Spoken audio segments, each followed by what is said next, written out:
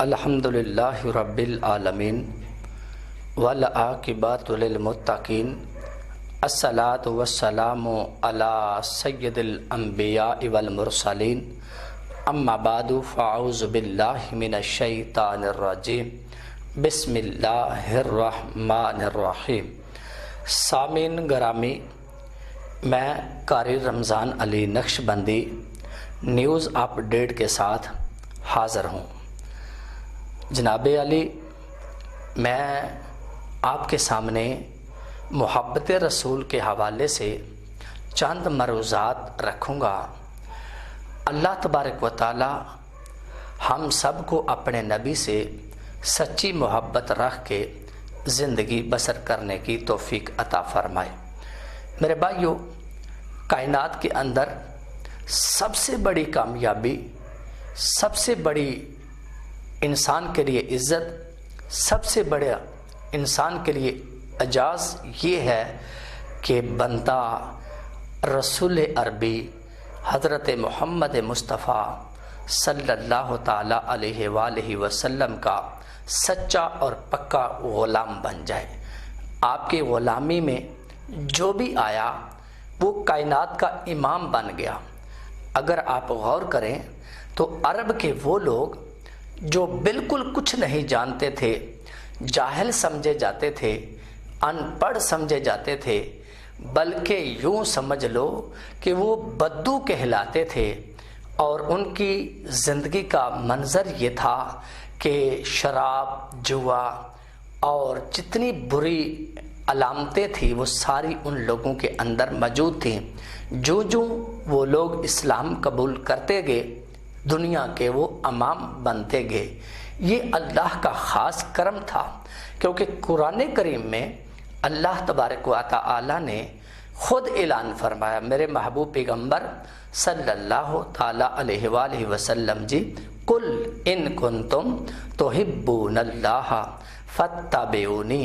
یحببکم اللہ ویغفر لکم ذنوبکم واللہ غفور الرحیم۔ قل اطیعوا اللہ واطیعوا الرسول فإن تولوا فإن اللہ لا يحب الکافرین۔ میرے محبوب اعلان فرما دیجئے، اگر تم اللہ سے محبت کرنا چاہتے ہو تو پھر میری اتباع کرو، کیونکہ مکے کے مشرک لوگ کہا کرتے تھے ہم اللہ کو مانتے ہیں اور اللہ کو مانتے ہیں۔ یہودی بھی کہتے تھے ہم اللہ کو مانتے ہیں، عیسائی بھی کہتے تھے ہم اللہ کو مانتے ہیں، اور تینوں کے تینوں گروہ جو تھے وہ اپنے آپ کو دین ابراہیم پر کہا کرتے تھے۔ میرے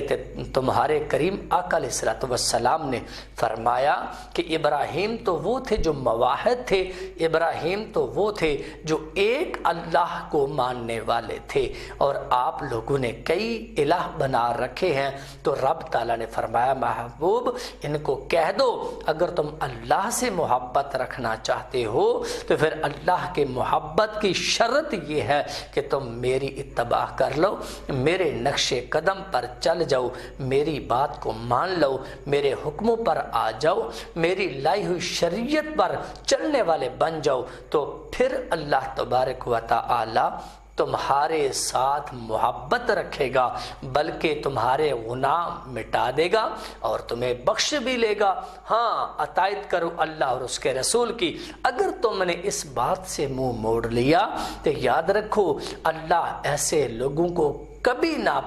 پسند نہیں کرتا، کبھی پسند نہیں کرتا۔ تو پتہ چلا کہ اللہ کے نبی کی لائی ہوئی شریعت پر چل کر آپ سے محبت کرنے کا نام جو ہے وہ اللہ کی محبت ہے۔ تو محبت رسول کیونکہ بیان کر رہا ہوں تو محبت رسول کے حوالے سے میں نے پہلے پروگرام کے اندر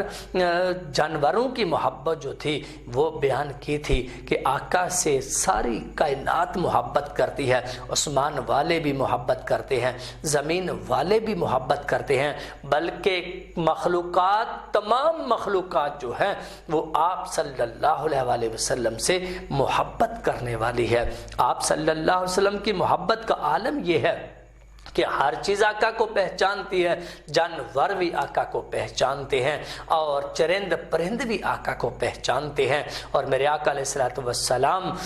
سے محبت کرتے ہیں۔ کہ آؤ ذرا ایک محبت کا ایک واقعہ آپ کے سامنے گوش گزار کروں۔ آپ صلی اللہ علیہ وآلہ وسلم جو ہے غزوہ خیبر سے واپس آ رہے تھے، صبا کے مقام پر میرے آقا علیہ السلام کے ساتھیوں سے کھانے کا جو انتظام تھا وہ ختم ہو گیا، سالن نہیں تھا۔ ایک مکھی جو شہد کی بن بناتی ہوئی میرے آقا کے پاس آئی، آ کر آقا پر درود پڑھتی ہے۔ درود و سلام پڑھنے کے بعد آقا سے عرض کرتی ہے، اے اللہ کے نبی جی،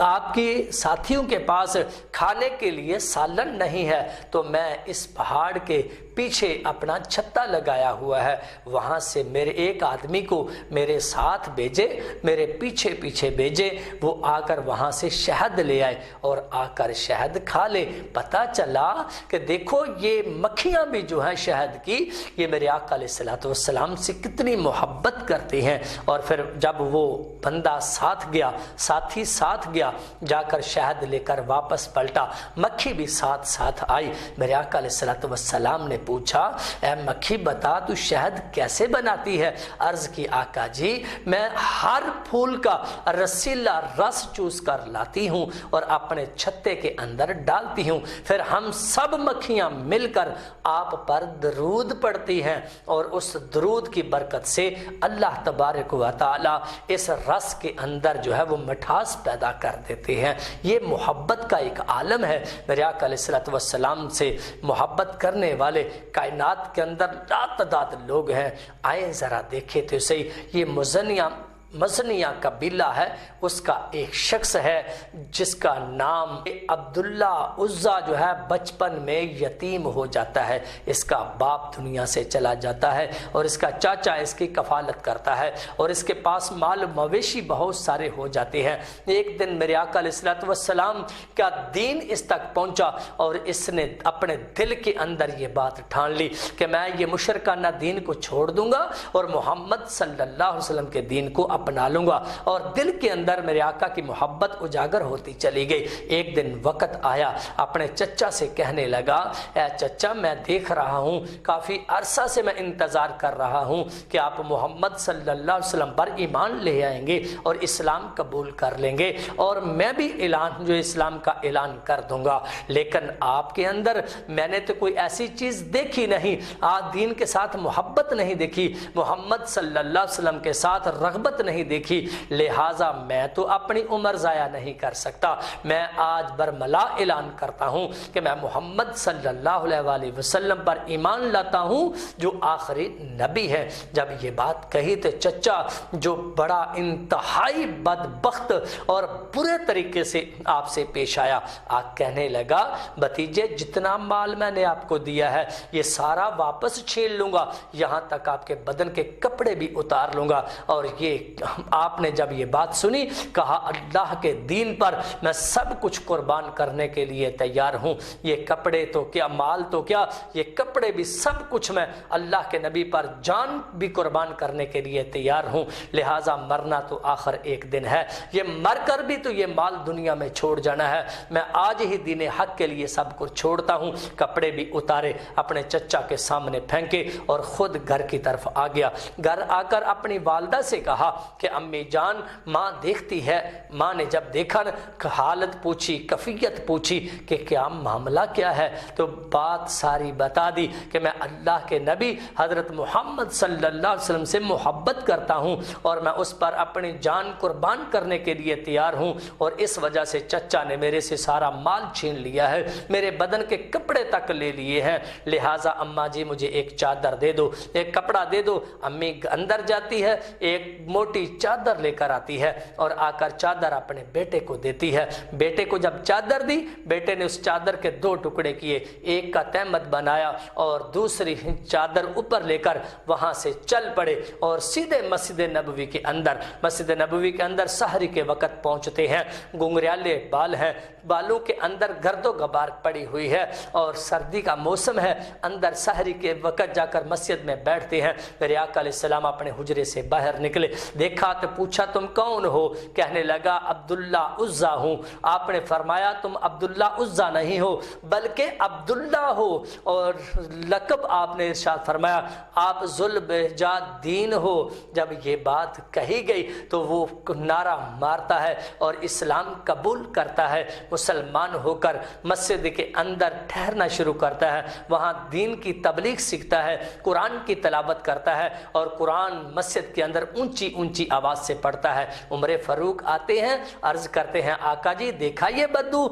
قرآن کتنی اونچی آواز سے پڑھتا ہے، جبکہ اس کی وجہ سے نمازی جو ہے وہ پریشان ہوتے ہیں، ان کی نماز کے اندر خلل آتا ہے۔ میرے آقا نے فرمایا اس کو چھوڑ دو، آپ کو پتہ ہے یہ اللہ اور اس کے رسول کے لیے سب کچھ چھوڑ کر آنے والا ہے، یہ اللہ اور اس کے رسول کے لیے ہجرت کر کے آنے والا ہے، اور یہ وہ ہے جس کا نام ذوالبہجہ دین ہے، اور اپنے بدن کے کپڑے اتار کر دے کر آنے والا ہے، اس کو چھوڑ دو۔ اس نے آقا سے عرض کی آقا جی میرے لیے دعا کرو، اللہ مجھے شہادت کا مرتبہ عطا فرمائے۔ میرے آقا نے فرمایا جاؤ جلدی سے کسی درخت کی شال لے کر آؤ۔ دوڑ کر گیا، ایک ککر کے درخت کی شال لے کر آیا۔ جب شال لے کر آیا میرے آقا علیہ السلام اس کی شال کو دائیں بازو پر باندھتے ہوئے اللہ کے آگے ہاتھ اٹھا لیے، پروردگار اس کا خون میں کافروں پر حرام کرتا ہوں۔ جب یہ بات کہی تو محو حیرت میں عبداللہ آگے عرض کی آقا جی میں تو شہادت کا طلبگار تھا۔ میرے آقا نے فرمایا جب تو نیت کر کے جہاد کی گھر سے نکلے گا اور جہاں کہیں بھی پہنچے گا وہاں پہنچ کر جب تمہیں بخار آئے گا، اس بخار سے تمہیں موت آ جائے گی تو تمہیں شہادت کا رتبہ مل جائے گا۔ حضرت عبداللہ ابن مسعود فرماتے ہیں میں نے دیکھا کہ رات کا وقت ہے، حضرت ابوبکر صدیق اور عمر فاروق جنازے کو لا رہے ہیں، اور حضرت بلال رضی اللہ تعالی عنہ ہاتھ میں چراغ پکڑے ہوئے ہیں، آقا قبر کے اندر کھڑے ہوئے ہیں، اور کھڑے ہو کر آواز لگا رہے ہیں، اپنے صحابہ کو کہہ رہے ہیں کہ اس شخص کو، اپنے بھائی کو آرام سے نیچے اتارو، پیار سے نیچے اتارو، محبت سے نیچے اتارو، اور اس کو ہمدردی سے نیچے اتارو۔ جب یہ بات کہہ رہے تھے آقا نے اپنے ہاتھ دستے قدرت سے آپ نے اس قبر کے اندر لحد کے اندر عبداللہ کو رکھا، اور رکھ کر اللہ سے دعا کی پروردگار میں اس سے راضی ہوں، تو بھی اس سے راضی ہو جا، اس نے سب کچھ تیرے اور میری رضا کے لیے چھوڑ کر یہ دین اسلام میں داخل ہوا تھا، اللہ تو بھی اس سے راضی ہو جا، میں محمد بھی اس سے راضی ہوں۔ تو حضرت عبداللہ بن مسعود فرماتے ہیں رب ذوالجلال کی عزت کی قسم ہماری آنکھوں سے آنسو جاری ہو گئے، اور ہمارا دل چاہتا تھا کاش اس کی جگہ پر آج ہم اس قبر لحد کے اندر اترتے۔ اور اللہ کے حبیب جب ہاتھ اٹھا کر دعا مانگ رہے تھے تو اللہ تبارک و تعالی اپنے بندوں پر انتہائی مہربان ہے، تو پتہ چلا جو اللہ کے نبی سے محبت کرتا ہے اسے دنیا میں بھی عزت ملتی ہے، اسے قبر میں بھی عزت ملے گی، اسے حشر میں بھی عزت ملے گی، اور اسے جنت میں بھی اعلیٰ مقام عطا کیا جائے گا۔ اللہ تعالیٰ سے دعا ہے اللہ ہم سب کو اپنے نبی سے سچی محبت رکھ کے آپ کے طریقے پر چلنے کی توفیق عطا فرمائے، آمین۔ وآخر دعوانا ان الحمدللہ رب العالمین۔